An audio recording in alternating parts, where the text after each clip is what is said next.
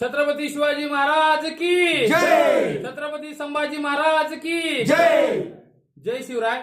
आज आम्ही सर्व लोहगडावरती आलेलो आहोत.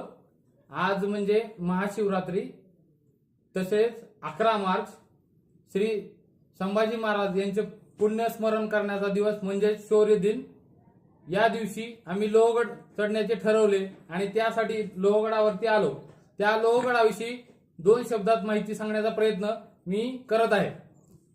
हा लोहगड इसवी सन पूर्व 700च्या आधी, म्हणजे ज्या वेळेस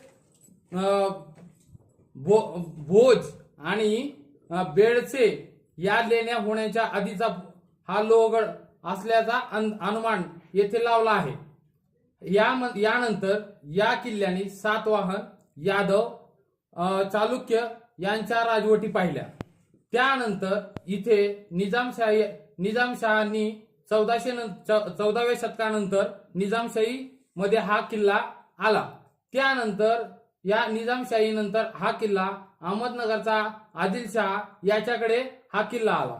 त्यानंतर छत्रपती शिवाजी महाराजांनी जेव्हा कल्याण आणि भिवंडीचा भाग जिंकून घेतला, त्यावेळेस हा लोहगड हा किल्ला मराठ्यांच्या आधिपत्याखाली आला. त्यानंतर 1665 या साली छत्रपती शिवाजी महाराजांनी जो पुरंदरचा तह झाला, त्यामध्ये हा किल्ला सुपूर्द करण्यात आला. त्यानंतर 1670 साली परत मराठ्यांनी हा किल्ला मिळवून घेतला. त्यानंतर मोगलांचे वर्चस्व जे होते ते जाऊन मराठ्यांचे वर्चस्व परत आले.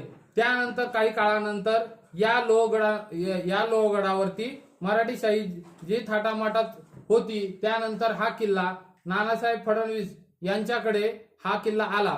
त्यानंतर नानासाहेब फडणवीस यांनी डागडुजी करून 2 ते 3 दरवाजांचे उत्तमरित्या कामकाज केले आणि अशा प्रकारे हा लोहगड बांधून